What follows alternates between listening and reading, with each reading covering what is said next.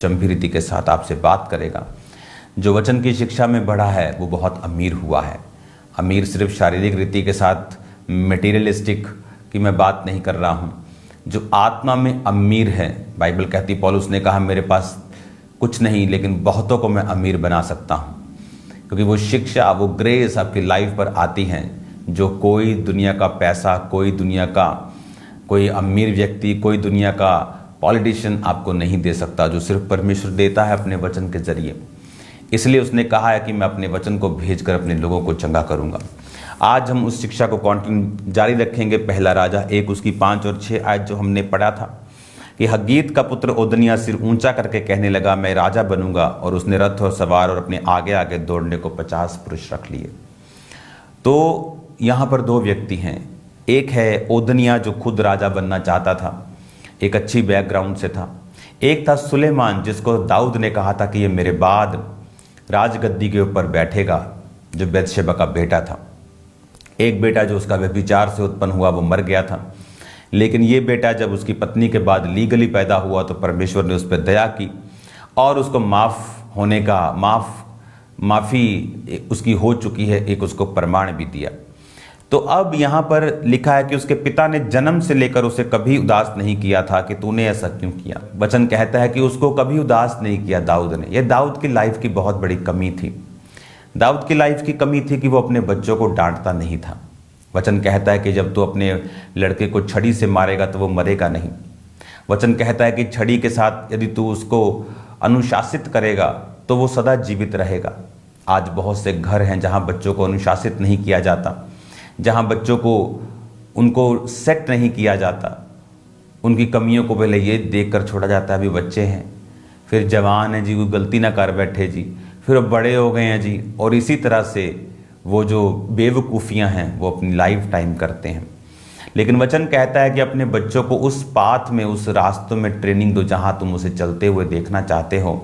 जब वो अपनी जवानी में पहुँचेगा उस रास्ते से वो कभी हटेगा नहीं।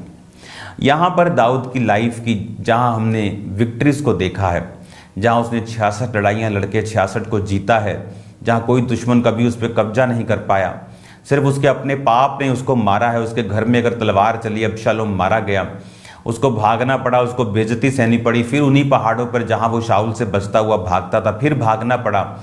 तो उसका रीज़न शैतान नहीं था, उसका रीज़न दूसरा राजा या विरोधी या शत्रु नहीं था, उसका रीज़न दाऊद का अपना पाप था। इसलिए उसको समझ थी कि जब शिमी उसको श्राप देने के लिए आया तो दाऊद जानता था कि ये श्राप ये नहीं दे रहा, ये श्राप परमेश्वर की ओर से है, ये बेइज्जती परमेश्वर की ओर से है। क्योंकि वचन कहता है कि पाप बेइज्जती को लेके आता है और पवित्रता महिमा को और इज्जत को लेके आती है। और जब आप इन बातों को समझ जाएंगे तो आपको मालूम होगा कि दाऊद की ज़िंदगी का राज, उसकी सक्सेस का क्या था। पवित्र आत्मा के साथ सहभागिता। उसे हर लड़ाई से पहले प्रभु के साथ बात करना आता था, किस लड़ाई को किस तरह से लड़ना है। पवित्र आत्मा उसे डिवाइन स्ट्रेटजी देता था। ये मत समझिए कि दाऊद के साथ जो लड़ने वाले राजा थे वो बड़े आम थे या छोटी मोटी लड़ाइयाँ हुई होंगी। मोस्टली जो दाऊद के साथ लड़ने वाले राजा थे वो उससे भी कहीं अधिक फिजिकली बहुत स्ट्रेंथ रखते थे। जिस तरह आज देशों की एजेंसीज होती हैं, इंटेलिजेंस एजेंसी, जो दूसरे देशों में भी काम करती हैं, दूसरे देशों के क्या कमियां हैं, उनके अंदर की बातें, उनकी आर्मी की बातें, तो आप कितनी जासूसी की स्टोरीज आप फिल्मों में भी हम देखते हैं। तो तब भी ऐसा होता था, तब भी राजाओं को मालूम होता था अंदर की बातें, किसकी कितनी स्ट्रेंथ है, कोई कहाँ बैठा है, कहाँ छावनी लगा के बैठा है, कितने हथियार हैं, कहाँ पर कब्जा कर सकते, कहाँ कमज़ोर हैं, कहाँ कब कमज़ोर हैं, कौन से मौसम में ये कमज़ोर है, कौन से मौसम में ये मजबूत हैं। तो उनको सब मालूम होता था। लेकिन फिर भी वो दाऊद से जीत नहीं पाए, क्योंकि जो स्ट्रेटजी परमेश्वर देता है वो स्ट्रेटजी कोई नहीं दे सकता। जो डिवाइन प्लानिंग प्रभु की ओर से आती थी वो उसको जिताती थी। इसलिए दाऊद जब पाप में पड़ा तो उसने कहा प्रभु अपने पवित्र आत्मा को मुझसे कभी अलग ना कर। लेकिन शाऊल ने क्या कहा जब पाप में गिरा? कहता है शमूएल को कि तू मेरे साथ चल, कहीं लोगों को ये मालूम ना हो जाए कि तू मेरे साथ नहीं है। शाऊल को लोगों की परवाह थी, दाऊद को परमेश्वर की परवाह थी। दाऊद को परवाह नहीं थी कौन उसे क्या श्राप दे रहा है या उसके लोग क्या कह रहे हैं। उसको मालूम था कि इस पाप की कॉन्सिक्वेंसेस से उसको गुजरना पड़ेगा, लेकिन उसको परवाह थी कि प्रभु तू मुझसे अलग ना हो, अपना पवित्र आत्मा मुझसे अलग ना कर, अपना उद्धार का आत्मा मुझे फिर से दे, अपना उद्धार का आत्मा स्थिर आत्मा देकर मुझे संभाल। उसे मालूम था कि उसे अंदर स्थिरता की ज़रूरत है, उसे पवित्रता की ज़रूरत है, माफ़ी की ज़रूरत है, पवित्र आत्मा की ज़रूरत है। और ये दाऊद का सीक्रेट था जीतने का। लेकिन अगर आप दाऊद के परिवार को देखें तो उसका परिवार इतना व्यवस्थित नहीं था जिस तरह का परिवार आप दूसरों का भी देखते हैं। कई बार वो व्यवस्थित था। अब्राहम का परिवार आप देखें व्यवस्थित था। इसहाक बड़ा व्यवस्थित एक चाइल्ड था। इसहाक, जब आप इन लोगों के परिवारों को देखते हैं तो कुछ के परिवार आपको व्यवस्थित नजर आएंगे, कुछ के परिवार आपको व्यवस्थित नजर नहीं आएंगे। नए नियम में आप देखते हैं कईयों की 7 बेटियां थी और 7 प्रोफेटेस थी, 7 भविष्यवाणियां करती थी। आपको उनके परिवार बड़े व्यवस्थित नजर आएंगे। आपको कई लोगों के जीवन बड़े व्यवस्थित नजर आएंगे। क्यों? क्योंकि उन्होंने अपने आप को अनुशासन में रखा है और अपने बच्चों को भी अनुशासन में रखा है। यहाँ पर दाऊद की सबसे बड़ी गलती ये थी कि जब उसने रथ और सवार आगे आगे दौड़ने को 50 पुरुष रख के राजा बनूंगा, एकदम से कोई भी इतनी बड़ी चीज़ों को नहीं लेता। छोटे छोटे स्टेप्स से शुरुआत होती है। जब अब छोटे छोटे बच्चों ने स्टेप्स लिए, जवान ने स्टेप्स लिए, तो उसके बाप ने, दाऊद ने कभी डांटा नहीं। तो जब उसे लगता रहा कि ये एक्सेप्टेबल है, ये भी एक्सेप्टेबल है, ये भी एक्सेप्टेबल है, तो धीरे धीरे वो इस लेवल पे आ गया कि 50 पुरुष, जैसे वो गुंडे वाली लोग होते हैं ना, आ रहे 50 लोग इधर उधर, मतलब हल्ला मचाने के लिए, उस तरह से वो था। और रथ सवार रख लिए, पूरा हुड़दंग, पूरा राजा, पूरा एंड टशन के साथ वो आता था। और लिखा है दाऊद ने उसे कभी उदास नहीं किया था। ये रीज़न है आज बहुत से घरों में अव्यवस्था का, कि उन्होंने अपने बच्चों को कभी व्यवस्थित नहीं किया है, उन्हें कभी डांटा नहीं, उन्हें कभी समझाया नहीं।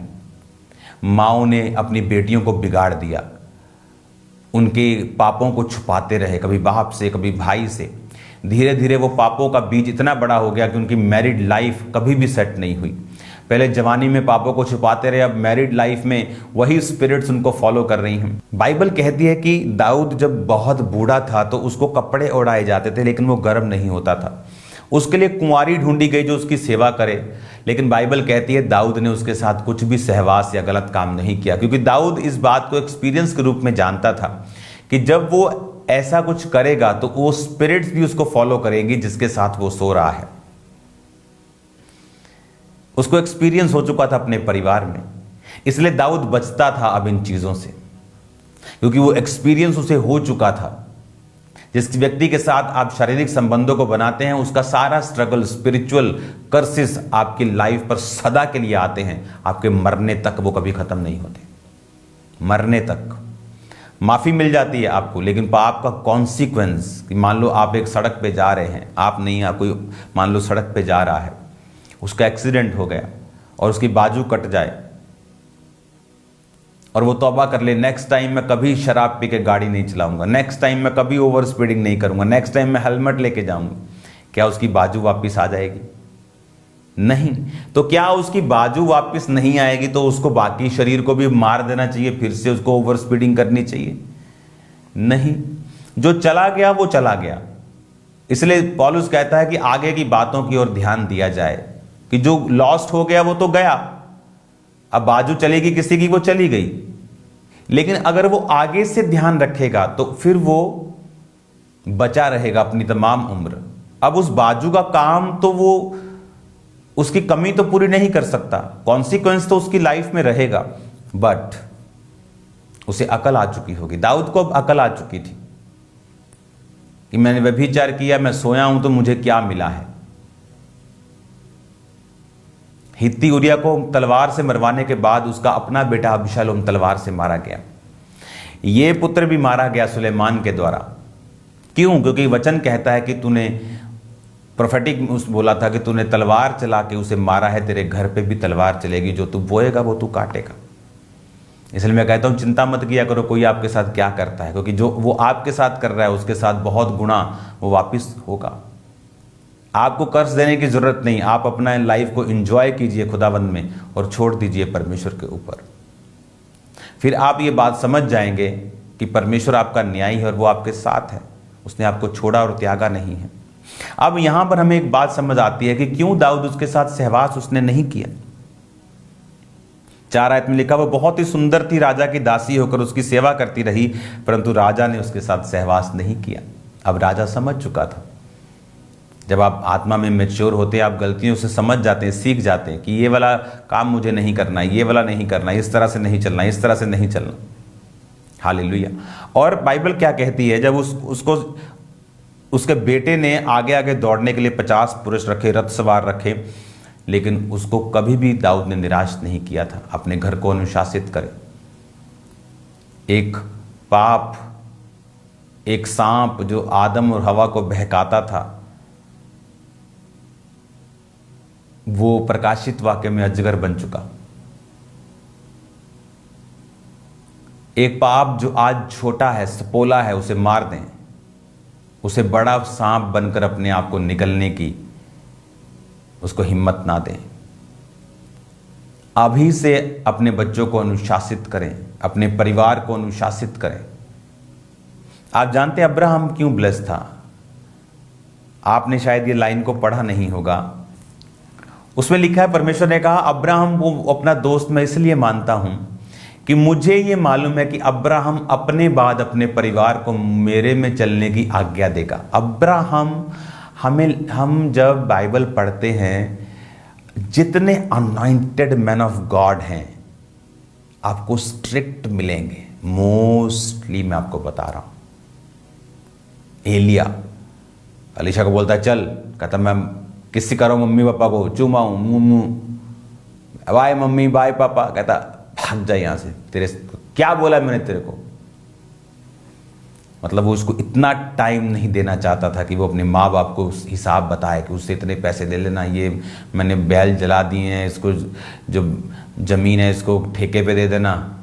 No time. स्ट्रिक्ट। एलीशा स्ट्रिक्ट।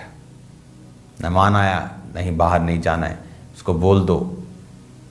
स्ट्रिक्ट। अगर आप देखेंगे पवित्र आत्मा के जो गहरे भेदों को समझते हैं, अब्राहम, परमेश्वर ने कहा अब्राहम के अंदर एक खासियत है, ये अपने परिवार को भी आज्ञा देगा। अब्राहम ने बताया हुआ था, काका ये सब प्रॉपर्टी खरबों की तेरी है, लेकिन जब तू परमेश्वर का है, अगर तू प्रभु का नहीं है तो मैं तेरा नहीं हूं। Very strict. कुछ लोग आत्मा में स्ट्रिक्ट हैं, उनके बच्चे भी फिर बहुत जबरदस्त रीति के साथ आत्मिक निकलते हैं। ओवर स्ट्रिक्ट होना बाइबल हमें नहीं सिखाती है। वो हमें प्यार करना भी सिखाती है, सॉफ्ट होना भी सिखाती है, लेकिन कुछ विषयों के ऊपर वो हमें स्टैंड लेना भी सिखाती है। हर टाइम मीठे बनना नहीं सिखाती, हर टाइम कड़वे बनना नहीं सिखाती। आप अपनी बॉडी को रोज मीठा देंगे, आप बीमार हो जाएंगे। आप रोज कड़वा खाएंगे, आप सहन नहीं कर पाएंगे। तो कभी आप कड़वा खाते हैं, आपकी स्किन अच्छी रहे, आपकी बॉडी अच्छी रहे। आप मीठा खाते हैं, आपके सेल्स को चाहिए। जिस तरह आप बैलेंस खान पान में कर सकते हैं, अपनी लाइफ में क्यों नहीं कर सकते? अपने बच्चों की जिंदगियों में क्यों नहीं कर सकते? यहां पर मेजर प्रॉब्लम थी ओदनिया के बिगड़ने की कि उसके बाप ने कभी भी उसको डांटा नहीं था, उसके बाप ने कभी उसको निराश नहीं किया था। हालेलुया। जब उसने छोटे स्टेप्स लिए, जब उसको डांट दिया जाता तो वो कभी भी अगला स्टेप नहीं लेता, लेकिन वो स्टेप्स लेता गया, बदतमीजियां करता गया, वो करता इतना बढ़ गया। और उसे ये मालूम था कि सुलेमान के बारे में भविष्यवाणी हुई है, लेकिन फिर भी वो ढीठ बना रहा और शरीर से उस कुर्सी को लेना चाहा जो परमेश्वर ने पहले ही आत्मिक रूप से सुलेमान के लिए रख दी है। तो जो शारीरिक व्यक्ति हैं वो अपने सोर्सेस को यूज करते हैं, पैसे को यूज करते हैं, इन्फ्लुएंस को यूज करते हैं, लेकिन जो आत्मिक व्यक्ति हैं वो परमेश्वर की प्रतिज्ञाओं को यूज करते हैं कि धर्मी का वंश बचाया जाएगा, यहोवा मेरा चरवाहा है। अब आपको ये बात समझनी पड़ेगी कि आप अपने घराने को बिना अनुशासित किए एक जयवंत जीवन मसीह में नहीं जी सकते। अब आपको यह बात बड़े ध्यान से समझनी है। पहला प्यार प्रभु से करो। अगर पहला प्यार प्रभु है तो आप नॉनसेंस बर्दाश्त नहीं करेंगे अपने आसपास। लेकिन अगर पहला प्यार परिवार से है, बेटे से, बेटी से, बाप से, मां से, पैसे से, बिजनेस से, शरीर से, इज्जत से है, तो आप चेले होने के काबिल नहीं है, वचन कहता है। आपको फर्स्ट लव परमेश्वर को करना है, तब आप ऐसी नॉनसेंस स्पिरिचुअली टॉलरेट नहीं करेंगे।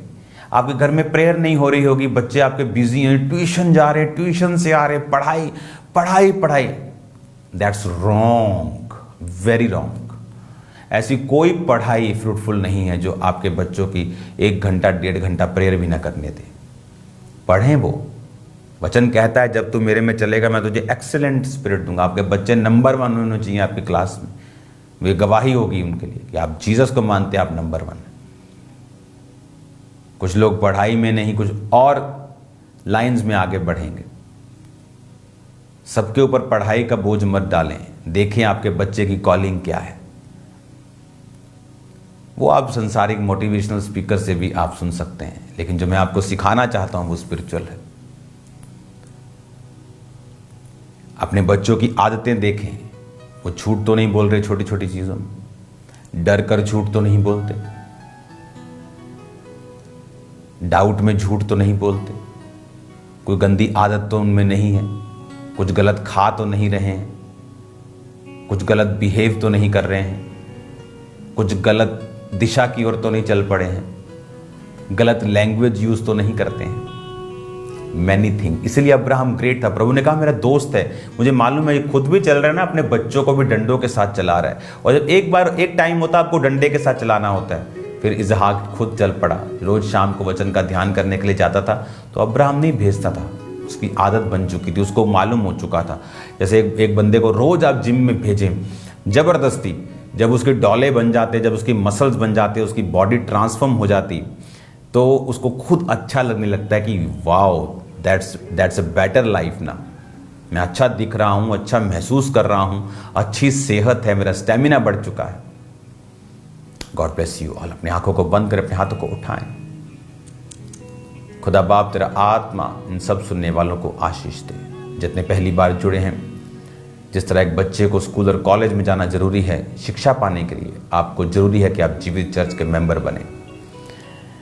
आपके आसपास जो भी जीवित चर्च है वहां जाएं। अगर आपके पास जीवित चर्च नहीं है उसे ढूंढें। अगर आप the church of science and wonders का हिस्सा बनना चाहते हैं तो आपके स्क्रीन पे एड्रेस होंगे, आप इन चर्चेस में जाएं, इसका हिस्सा बने। The church of science and wonders की मोर देन 100 चर्चेस हैं हमारी पूरे वर्ल्ड में, पंजाब में, इंडिया में। मेरा बिलीव है कि आप यहाँ पर जाएंगे और ब्लेस्ड होंगे। खुदा बाप हर एक जन जिसने वचन को सुना है आशीषित हो, मैंने ब्लेस करता हूँ यीशु के नाम, आमीन।